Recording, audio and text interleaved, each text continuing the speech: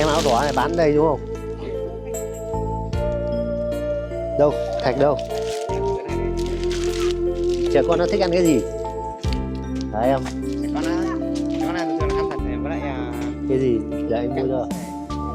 Đâu? Kẹo mút đâu?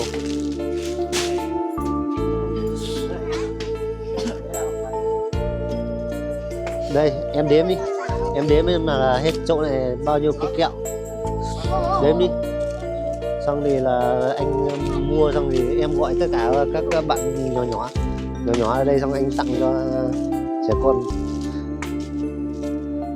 Ở ngoài xe anh vẫn đầy kẹo nhưng mà lúc nãy không chở được hết.